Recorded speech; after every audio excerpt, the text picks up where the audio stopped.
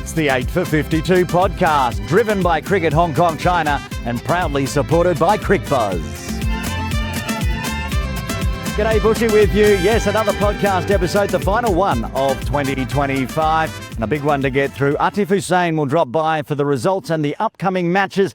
Jazz will drop by for the CricBuzz quiz, and also the birthdays are very special in the dugout this week with the new women's head coach, Mamatha Maben, dropping by telling us about her story growing up in India and how she made her way to Hong Kong. Before we get on with the show, we don't normally do this, but over the weekend there was a catch that needs to be shown, a Dar in the under-19s. Let's have a look at that.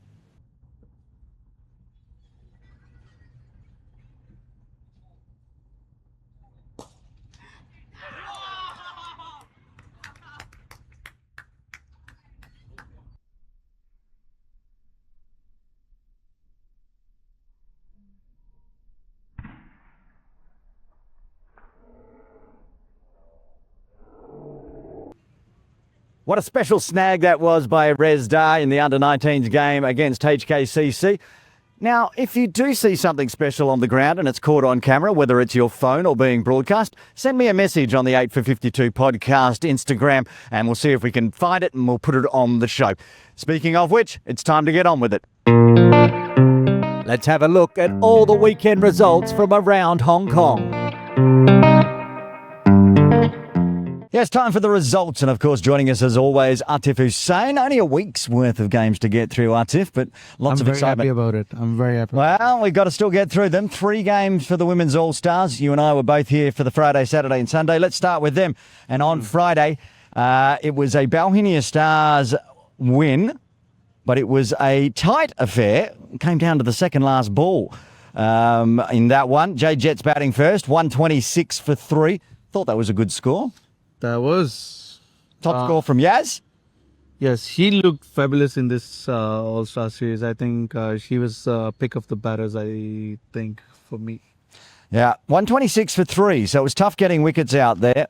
But the Buschy Stars, on the back of one Vancy Chowdhury's half-century, a 55 off 63, got there with just 2 balls to spare.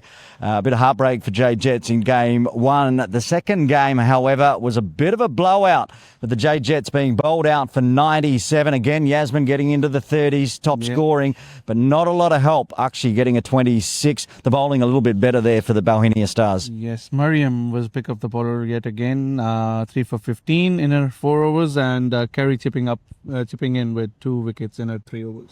Yeah, then she went out to bat, Carey Chan, and got a 34 off 23, and they chased it down in just 14 overs. Wrapped up the series in 2 games. Yes, they did. And Carey Chan is the player of the match in that one. Then on to the final game.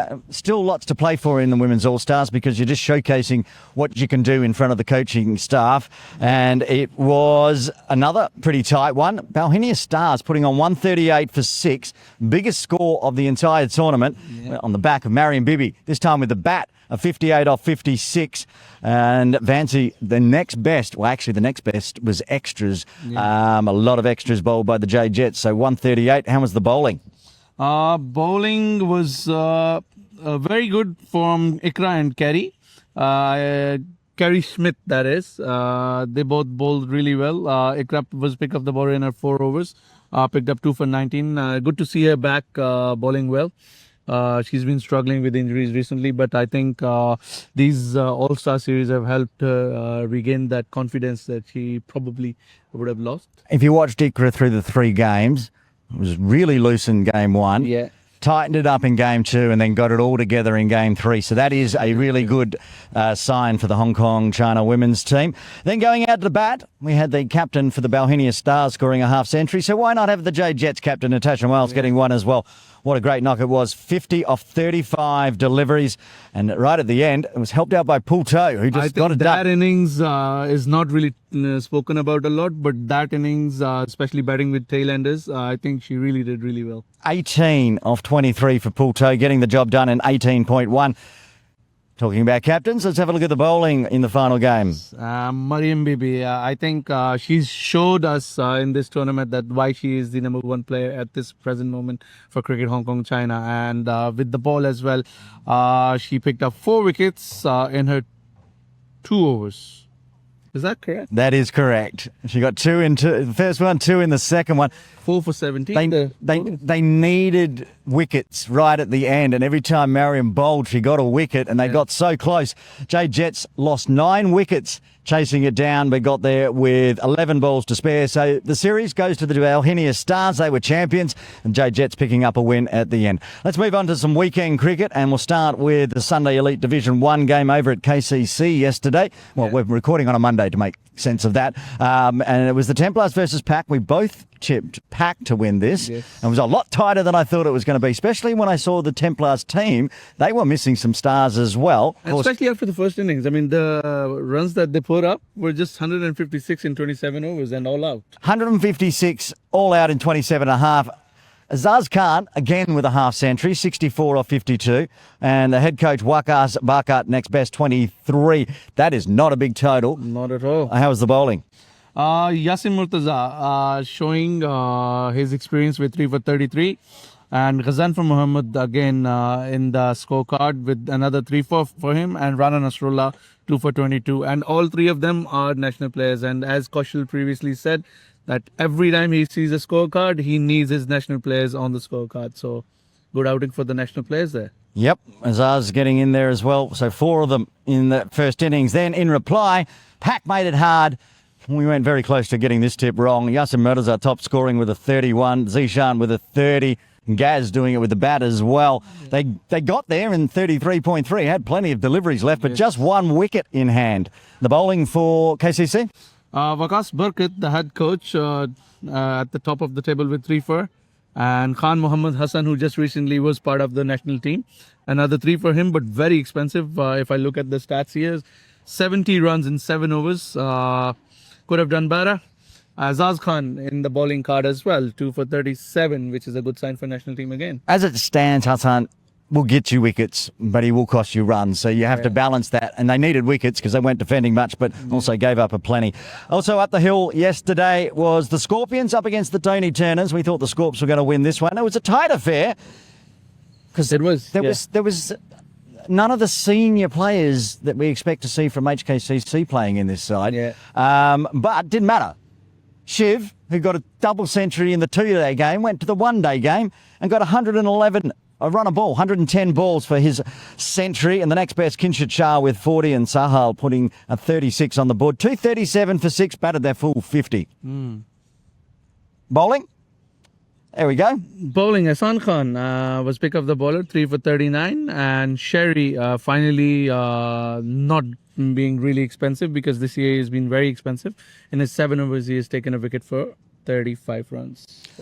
Chasing it down, it was a game of the juniors. Shiv getting a century and Preet Mangukia top scoring for the Tony Turners with a 47.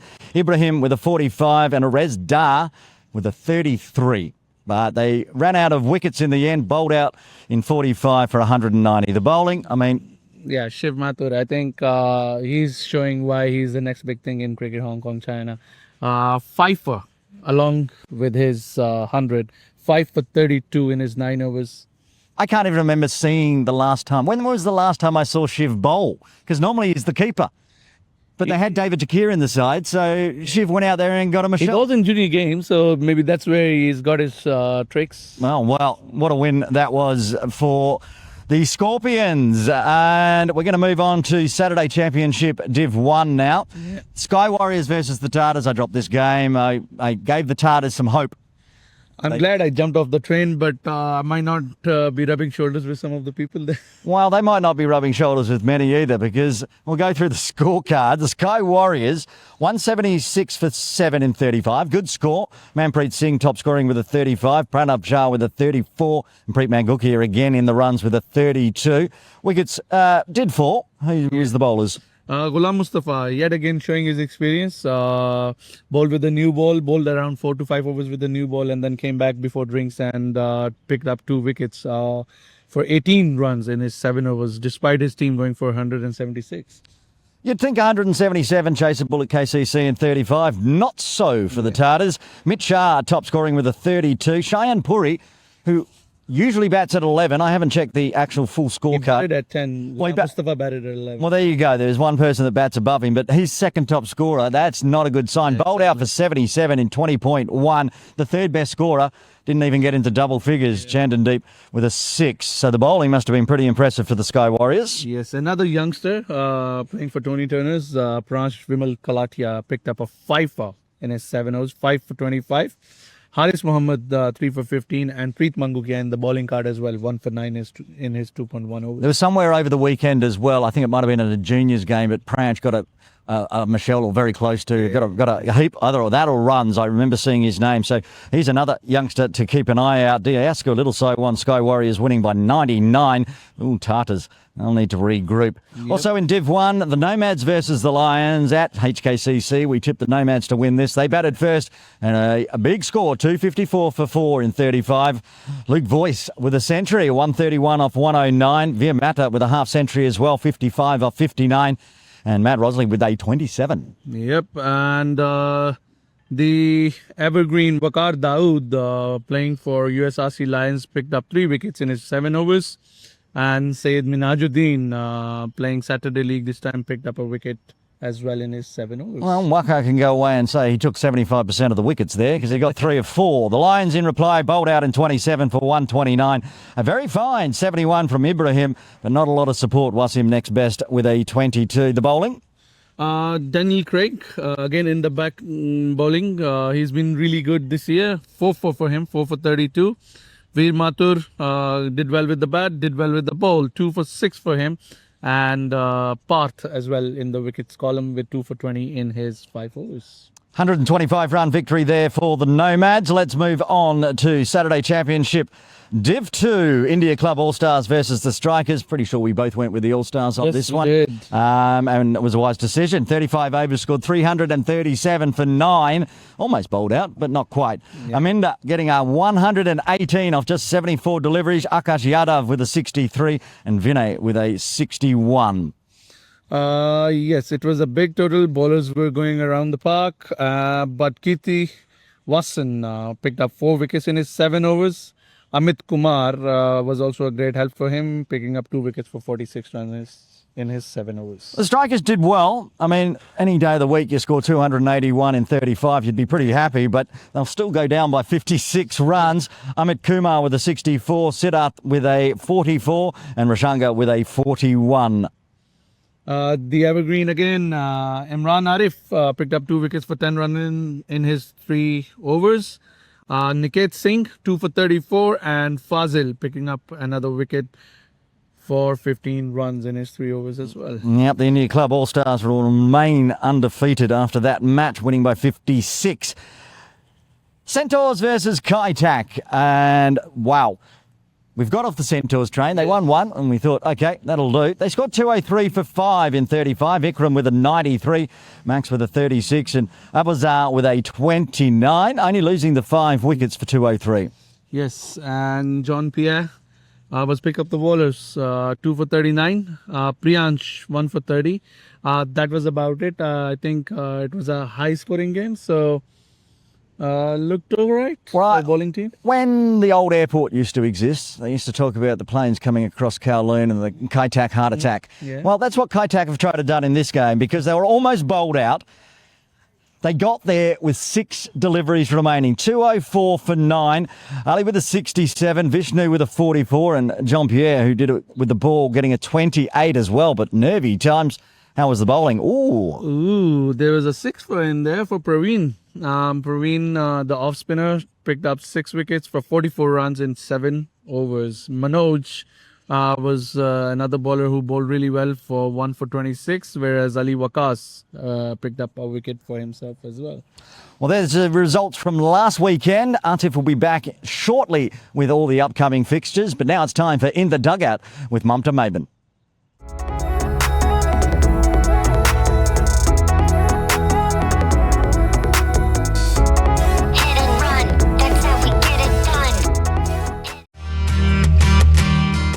We're in the dugout with the who's who of cricket in Hong Kong.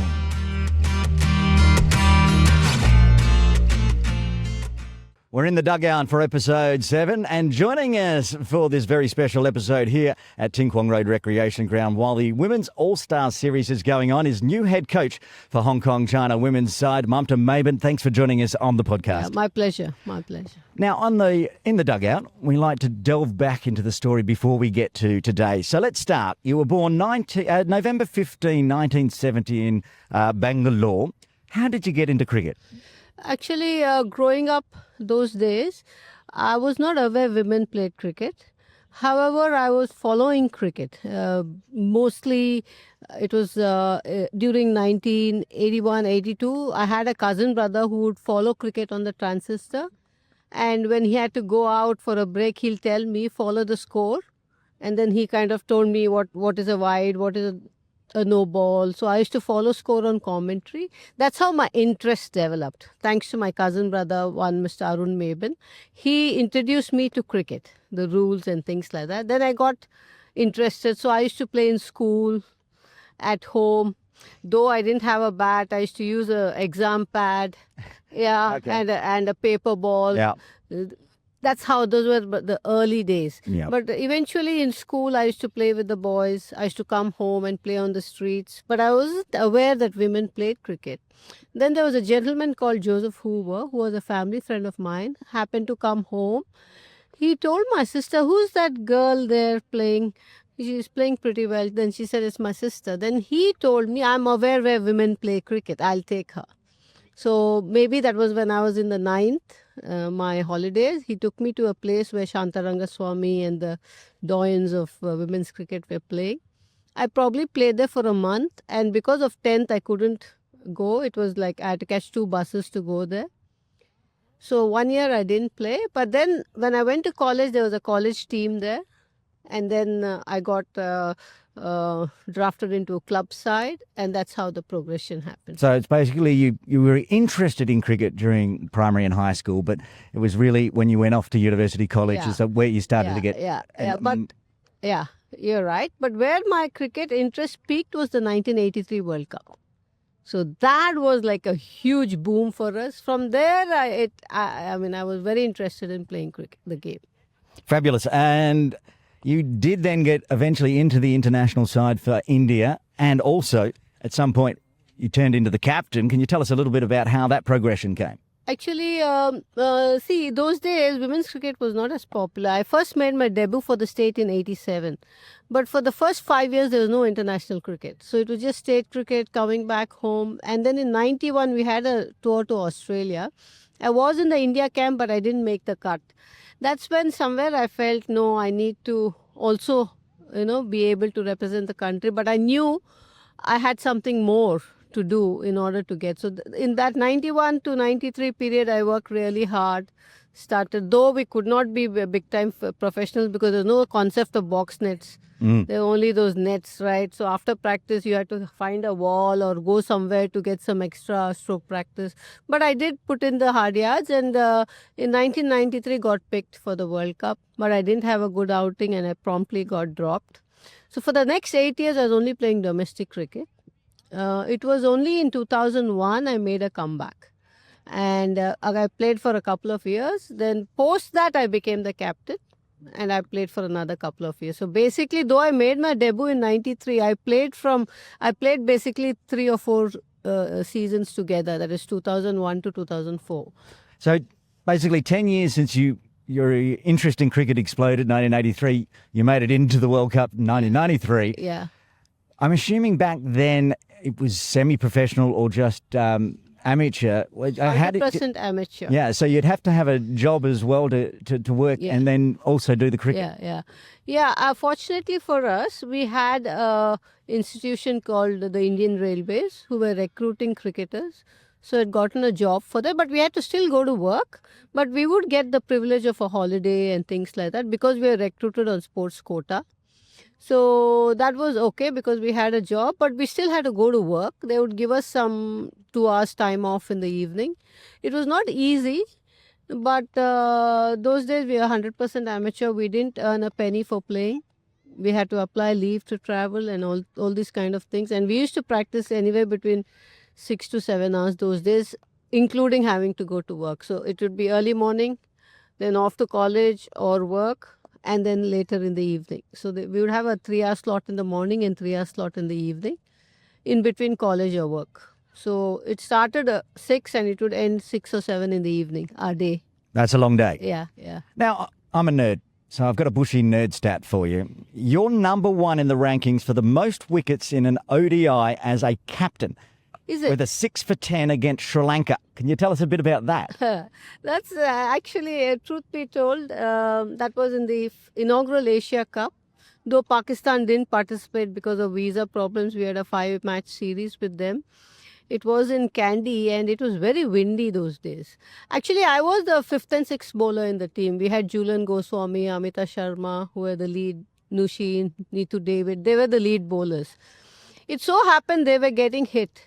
And then I told myself, okay, let me come. And I picked up a few wickets. Like whatever I did, I think it was mostly bowled or LBW that day because of the swing.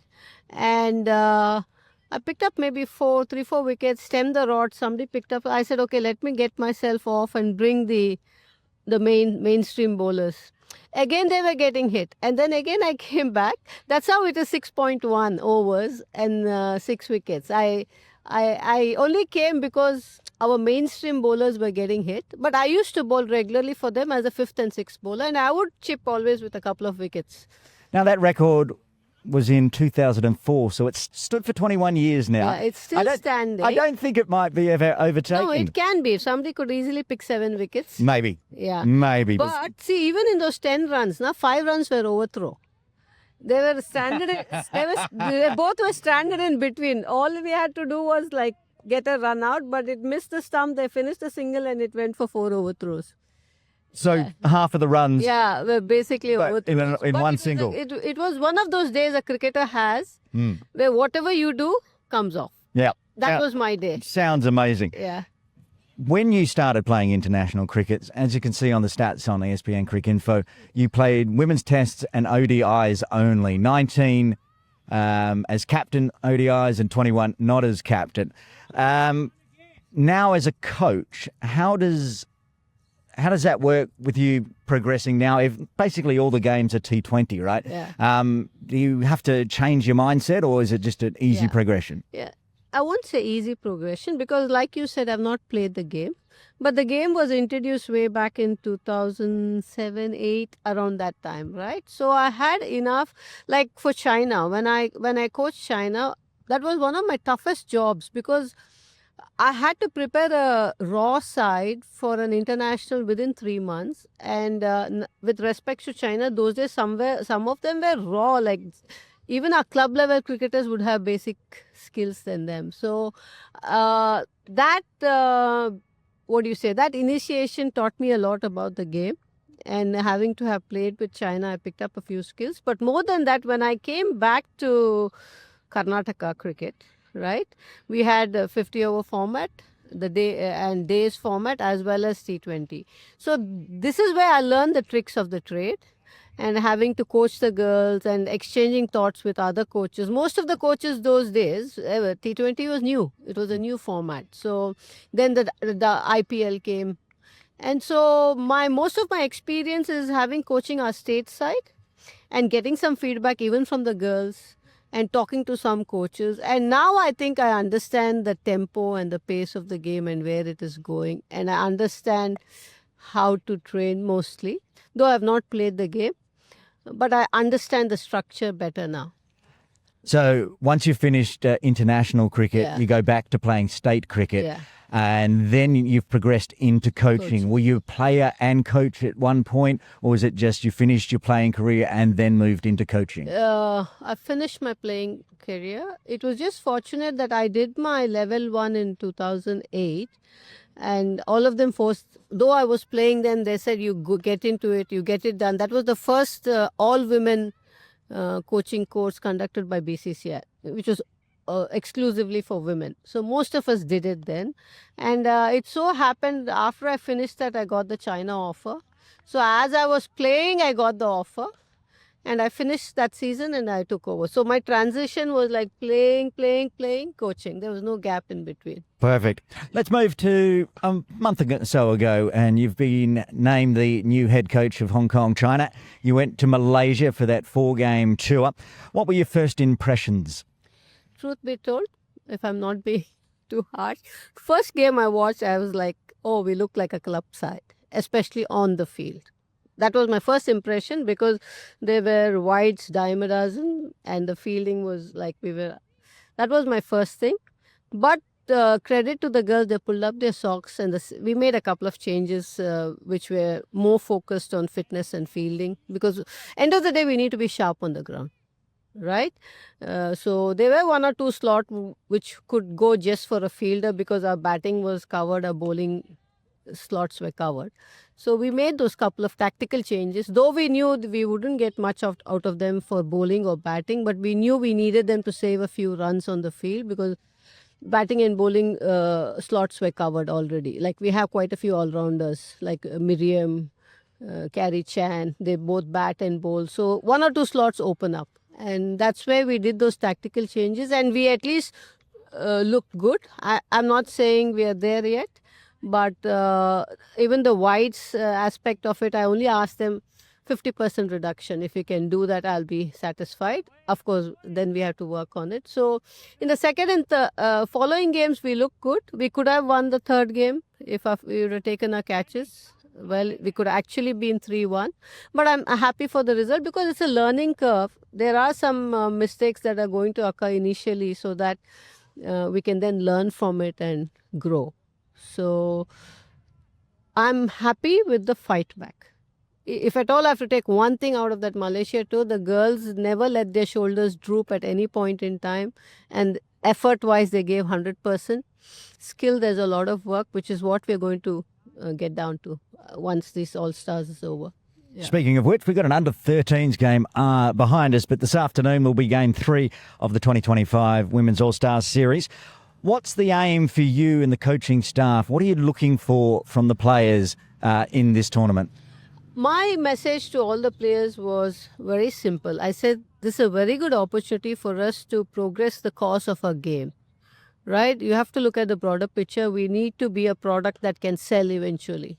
Nobody's going to do philanthropy for long, you know. Nobody's going to promote the game if we as players are not willing to give back something, right? So this has been my message to them. Go, take this opportunity and learn to make the most of it with the skill you have.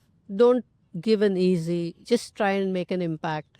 That's all. And the rest I've left it to the coaches because they have individual coaches. I would like them to bond with their coaches. My message to the players was, in your entire career, you will find many coaches. You'll have to learn to work with many coaches. You can't say, my coach said this, that coach said that. You'll have to learn to be receptive. I'm not saying take everything they say, but at least be receptive. So you learn to go along with any coach that comes your way and learn to give your best. Even the coaches, I've told them, this is your game, this is yours. I'm not going to be around. I'm there to oversee and look. My main objective here is to actually scan for some talent. If we can add another 20% to the existing talent we have. Because at the end of the day, I want a strong bench. That's when the growth is going to come. Until such time, we can see marginal growth. If we want big growth, we need 20 people who can all walk into the 11. If we get to that stage, we will climb naturally. So, yeah, I'm only looking to look for some talent and I'm expecting our internationals to give a good account of themselves. Right, final question. And it's a tough one because you may not want to answer it. Going forward, what are your short and medium-term goals that you're looking to attain? Short term is I want our priority to be fitness. I have made that abundantly clear to the girls. If there is a 2-hour slot for you for a day, it should go to fitness first and then cricket. So for cricket, you'll have to obviously have 3 to 4 hours a day because in the short term, fitness, fielding, maybe some power hitting, innovative. It'll take some time, but maybe power hitting skills. With the students who have their base, maybe we can introduce the innovative stroke play. But with the rest, I think power hitting skills, discipline in bowling, These are the things in the short term. And once we steadily grow and we see growth, then we can take them up we can upskill them. Mamatha Maben, thank you very much for joining us on the 8 for 52 podcast. My pleasure. Thanks much. More exciting cricket action coming up. Let's check out who plays who next. Right, let's have a look at the upcoming games to the end of 2025 and the start of 2026. Atif Hussain, we're going to start this weekend, Saturday, December 20. IRC Charlie Bears, Saturday versus Diasco Little Saiwan Thunder. So Thunder versus Charlie Bears. I think Charlie Bears have been really strong this year in their division. So I think I'm not going past them. So And also very, very scary if you tip against them and they get it right. So yes, Charlie Bears for me as well. Laguna Gully versus the SCC Lancers. I'm going to go Laguna Gully. why is that? Got an inkling. I got a feeling. Okay. I don't got that. So I think I'm going to go Lancers on this one. Okay, well, fair. You've not given me where they're playing, so I'm one hand behind my back here. Sunday, December 21. Yeah. Let's say this is Sunday Elite Division 1. Yeah. USRC Elite versus the Scorpions. Now, USRC Elite are at home, so are they here? Yes. He says. Maybe no. Well done. Okay. Let's say they are, and then I'm going to pick USRC. Okay. I think I'll go with Scops again. Yeah. I think they've been playing well. And, Yeah. But they were a one-man team last weekend, so that's... Yeah, but then they were not. They didn't even have their usual suspects in there anyway. So They may not have them this week either. Anyway, all right. I'm trying to go even lower in the tipping ranking by going against you again. Then we move to Christmas Day for the big 2-day. What's the name of the 2-day? Qaid-e-Azam Trophy. Yeah, I always leave that one to you. I won't be here. I will be on holidays. Diasco Little Saiwan playing Pack in the other 2-day Premier League game. Always a good one. Always a very good one. Very festive, to be very honest. If you come down to the ground, you will see how festive it is. Both teams really treat it like a festive thing because it's on Christmas and it's the leader of Pakistan whose name under the trophy is. So Now, if my memory serves me correct from the first 2 seasons of the podcast, every year I pick Pack to win, and every year Diasco Little Saiwan wins. True. So this year, I'm going to pick Diasco Little Saiwan. I thought you were going to say Pak again. I was until like 5 seconds ago. I was like, no, I've got to change. But I think this year I'm going to go with Pak. I think this is the Pak's year, so I think they will do well. I thought that until they played the Templars, which was at half strength and lost 9 wickets. So this year, 2-day red ball. I'm going to go with the Diasco Little Saiwan side. Final game of 2025, and it's on a Saturday, December 27. HKU CC versus CCC Hung Si. I'm going to go with HKU. Yeah, can't go any other way. So, yes, HKU for me as well. Right, let's move to 2026, and it's HKU again. They're busy over the New Year break. Yeah. They'll be playing the SCC Lancers. You go first this time. I'm going HKU again. So am I. Yeah, I think they'll do well in this game as well. Saturday, January 3, the Diasco Little Saiwan Thunder against the Punjab Lions. Punjab Lions for me in this one. I think they've been really strong this year as well. So Absolutely. Yeah, Punjab Lions it is. Sunday, and I'm guessing, is this a Div 2 Sunday Elite game? Diasco Little Saiwan Knights versus the Serendip Lions. Yep. I think... I don't know why, but I wanted to pick Serendip Lions, but I think I'm still gonna go with Knights. They've been trying really hard, but I think they're not getting the results they want. So I think Knights it is. Yeah, Knights for me as well. Next week, after that, January 10th, USRC Lions against Lama Lama Lama Ding Dong. Yes, and this is going to be a very fascinating game.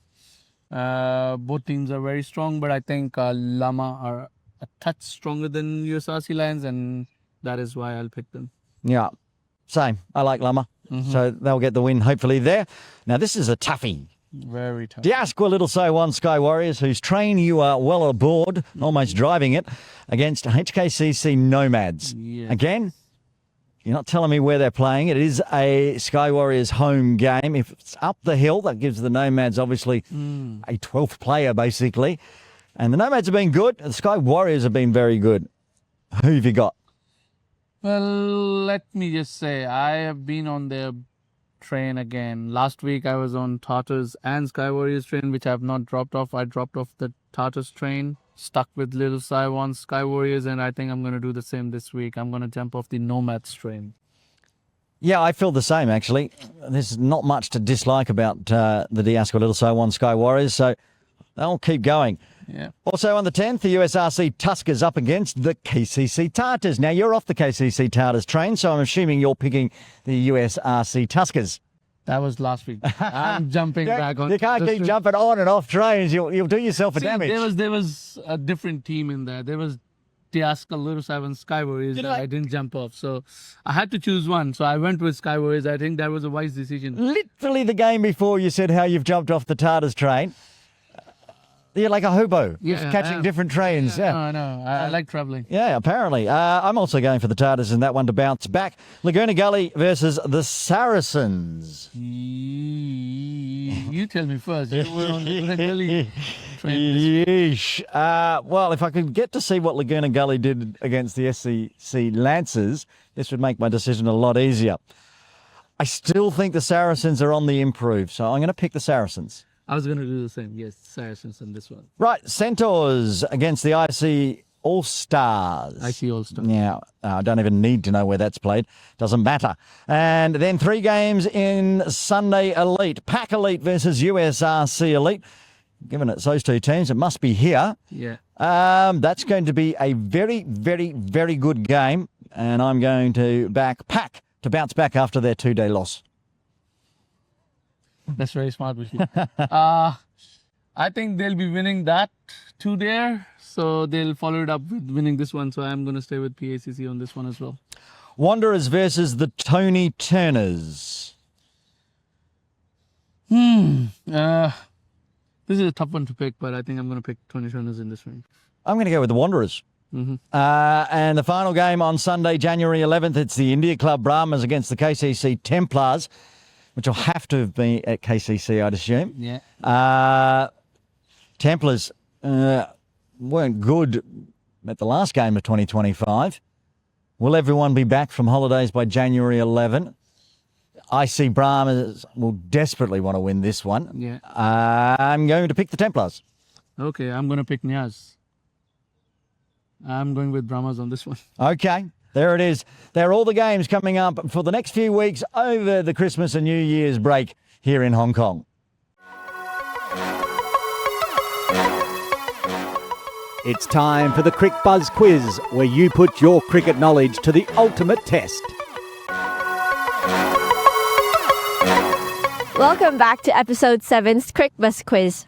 So first of all, let's congratulate Shihan for getting the correct answers last week. And let's have a look at what the answers were for last episode. For question 1, it was Carrie Chan who was named Player of the Tournament in the bilateral series in Malaysia. And for question 2, the new women's head coach is Mamatha Maben, who Buschy just had in the dugout just now. Did you get the correct answers? So let's move on to today's quiz. So since the Women's All-Star Series has just finished, who is the leading wicket taker in the Women's All-Star Series? And for question 2, who is the leading run scorers in the Women's All-Star Series? There you have it. That's the 2 questions for today's Crick Buzz quiz. If you have the answers, share them in the comment sections of the 8452 podcast Instagram post or the Cricket Hong Kong China's Facebook post for a chance to win a 20% off voucher for any equipment at Montgomery Sports. Thanks to Afzal Heather. Happy birthday to Who's having a birthday in Hong Kong cricket circles? Find out in the Birthday Bonanza with Jazz. Happy birthday, happy birthday. Welcome back to the Birthday Bonanzas. Many birthdays to cover this episode. So let's start now. So on Boxing Day, we have 3 birthdays. First of all, we have Niaz Ali having his birthday. And in the twins, Shirai Vacha and Shiraz Vacha. And on the 27th of December, we got Ehsan Khan, who's having his birthday. And on the 28th, we also have a few birthdays. We have Elliot Scrivener, Farouk Saeed, and Ghazanva Mohammed having his birthday, as well as Mudassar Khan. And on the 31st of December, we have Adil Mahmood. Moving on to next year's, starting from January. On the January 5th, we have Babar Hayat having his birthday. On the 7th of Jan, we got Nidad Shah having his birthday. On the 8th, Karen Poon is having her birthday. On the 12th, it is Muhammad Khan's birthday. And on the 15th, it is Imran Ari's birthday. And lastly, on the 16th, we got Jonathan Tia having his birthday. Happy birthday, guys. Hi, I'm Shanzine from Hong Kong China Women's Team. Tune in to the all-new 8452 podcast driven by Cricket Hong Kong China on CHKC YouTube, Spotify and Apple Podcasts. Well, that brings to an end the final episode of 2025, Atif. In this year, we've morphed from audio only to audio and video. You might be watching us on YouTube or listening in your car on Spotify and Apple Podcasts. It's been a fabulous year. You've joined the podcast along with Jazz. We've had so much fun. We've had so much fun, and it's been a very good ride for me. I've not really had the experience before, but joining you on this and talking through the cricket that we love, especially being in Hong Kong, and for us, it's 7 days a week kind of thing. So for us to do this, I think it's been a very fun ride. Well, especially since you're thrashing me in the tipping. So that must...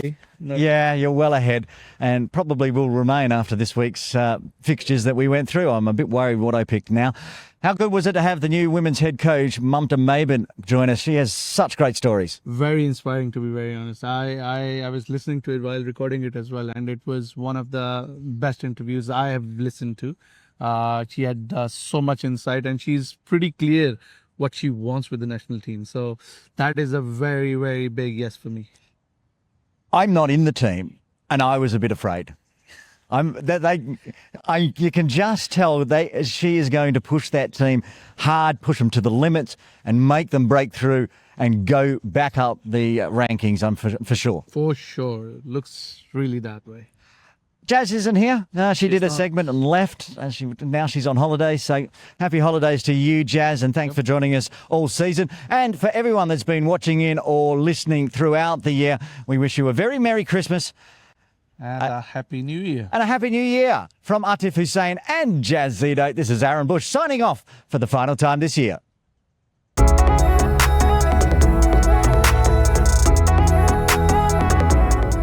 The 8 for 52 podcast is written, produced and published by Aaron Bush, Atif Hussain and Jasmine Zito for Cricket Hong Kong China and Trip Ahead Limited. Copyright 2025.